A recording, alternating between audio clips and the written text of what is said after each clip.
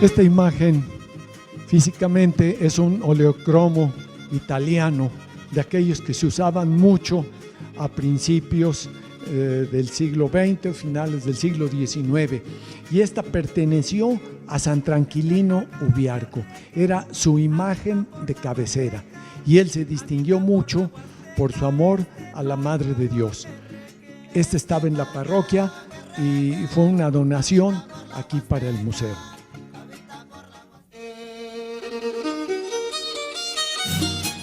Tenemos por aquí una imagencita que sustituyó a la original de las 4 hermanas que se veneran en la parroquia, una inmaculada que trajeron los frailes franciscanos el año en 1530. Ahí está entronizada en la parroquia, pero como los generales federales acostumbraban a blanquearse con las imágenes sagradas, escondieron aquella imagen y pusieron una que tenemos aquí en el museo. Sustituyó a la original traída por los frailes franciscanos en el altar de la parroquia para evitar una profanación. No fuera a ser que los generalotes federales probaran su puntería con las imágenes sagradas. El Señor de la Misericordia, a su vez, tuvo que ser también escondido y sustituido por un Cristo que todavía está en el cementerio, en la tumba de Alberto Romo.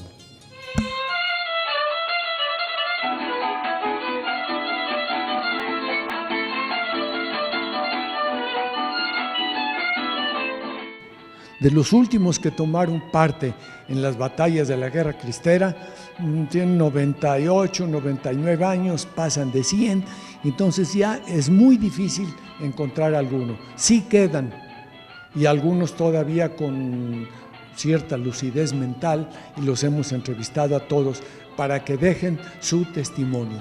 Muchos de ellos difícilmente pueden hablar sin llorar.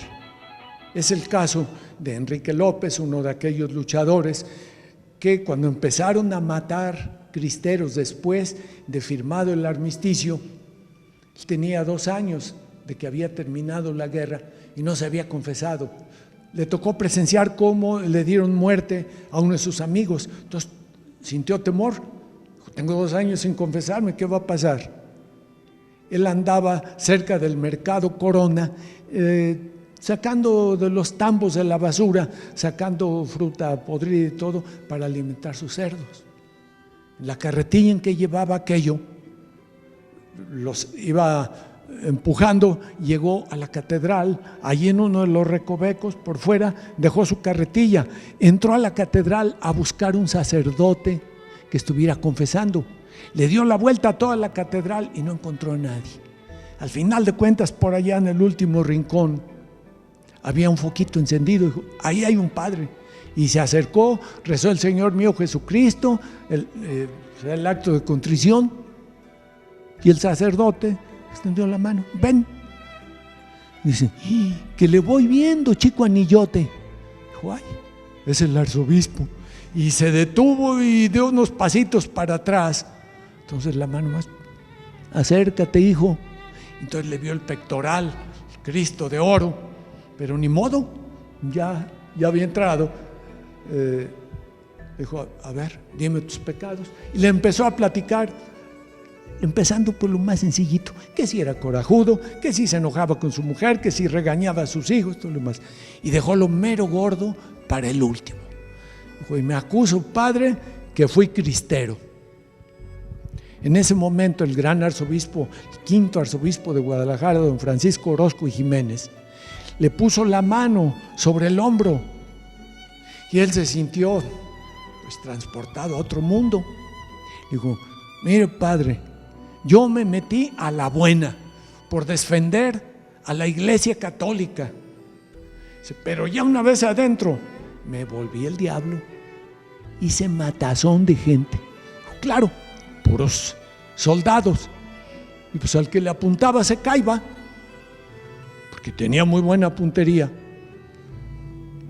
Ya que terminó, dijo: ¿y ahora qué, padre? Y el gran arzobispo le puso sus 2 manos sobre los hombros y le dijo: no te apures, hijo, por gente como tú, la iglesia responde. Y él sintió un escalofrío con una paz que hacía mucho tiempo no sentía. Después de darle la absolución, él tomó las manos del arzobispo para besárselas. Y el arzobispo le dio vuelta, hizo un movimiento rápido de manos y le tomó las manos al ex cristero y se las besó al cristero. Y él soltó el llanto en aquella entrevista. Dijo: yo con mis manos puercas, y que el arzobispo me hubiera besado las manos. Dice: es algo que jamás se me va a olvidar. Ese es un testimonio de los más hermosos que yo pude constatar, porque yo le hice esa entrevista. Pero hay otros testimonios que están aquí en este exhibidor, que son puros artículos de la guerra cristera. Y hay unos tan sencillos como un par de clavos de ferrocarril. Los guardó un cristero de cuando descarrilaron el tren de la Barca. Los guardó, los tenía entre algodones, y son 2 clavos de ferrocarril, toscos. Y también hay pistolas, y está el Mauser, que fue del 14. Está una fotografía de Anacleto González Flores, una fotografía original con todos sus compañeros.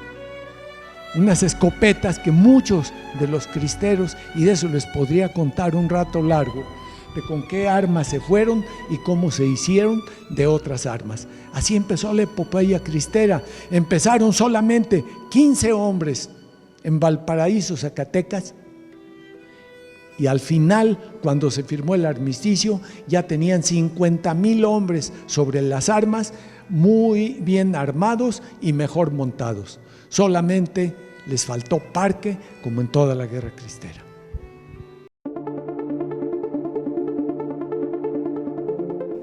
Ningún periódico de México ha tenido el tiraje que tenía su periodiquito, Gladium. Tiraba 110,000 ejemplares por semana.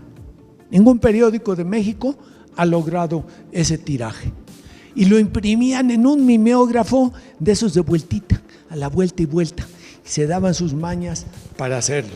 Miguel Gómez Loza también fue un gran personaje. Los 2 eran abogados, los 2 egresados de la UDG, porque primero estuvieron en la Libre de Derecho, pero no les valieron sus estudios, tuvieron que repetir todo.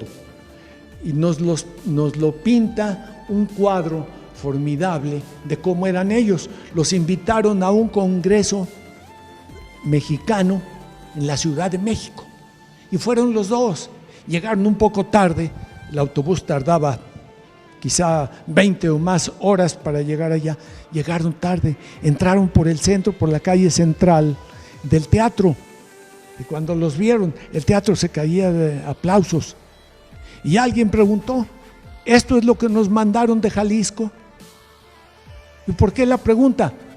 Miguel Gómez Loza era alto, güero, fornido, llevaba traje de charro completo. Y Anacleto González Flores, con su trajecito un tanto luido, casi raído, era ligerísimamente cargado de espaldas. Entonces hacían un par de figuras contrastantes entre sí. Y claro que Anacleto salía perdiendo, aquel figurón que iba ahí. Cuando le tocó hablar a él, pronunció un discurso maravilloso que duró exactamente 60 minutos. Cuando lo entrevistó la prensa, dijeron que si les podía pasar una transcripción de su discurso, que el discurso que había leído. Dijo: no, es que no leí ningún discurso, lo pronuncié de viva voz y de memoria. Se quedaron asombrados. Dijeron: oiga, ¿pero qué podemos hacer para transcribir algo? Digo: no se preocupen, vénganse. Entraron uno de los anexos del teatro y repitió de pe a pa el discurso. Esa era la mente de Anacleto González Flores. Pero había otros, toda una playa de gente que los rodeaba, y mujeres también inclusive, que fueron un apoyo inmenso para la lucha cristera. Es uno de los pocos carteles conmemorativos de la finalización de la contienda de la guerra cristera. Ven ustedes, aquí tiene una fecha de cuando empezó la cristera en 1926 y cuando terminó el 21 de junio de 1929. Este fue el cartel conmemorativo y aquí tiene 3 fotografías, una del arzobispo Ruiz y Flores y otro del arzobispo Pascual Díaz Barreto, que fueron los que firmaron el armisticio, la cesación del fuego, sin siquiera avisarles, ni menos pedirles opinión a los cristeros. Decimos que no se pueden catalogar como que traicionaron a los cristeros, pero en algún sentido pecaron de ingenuos. El Papa Pío XI, que aparece aquí, había señalado 8 puntos que eran la condición para que se firmaran los arreglos. La primera era respeto por vida, honras y haciendas de todos los que participaron en la guerra. La segunda era la devolución de las fincas que en 1928, durante la guerra cristera, les habían quitado. Pues de esas 8 condiciones no se cumplió ninguna y sin embargo los 2 obispos ancianos firmaron los arreglos y el presidente Emilio Portes Gil no firmó absolutamente nada y poco tiempo después se jactaba ante sus compañeros masones de que él no había firmado nada y por lo tanto no estaba obligado a nada. Murieron más cristeros después de los arreglos que durante todos los combates de la guerra juntos.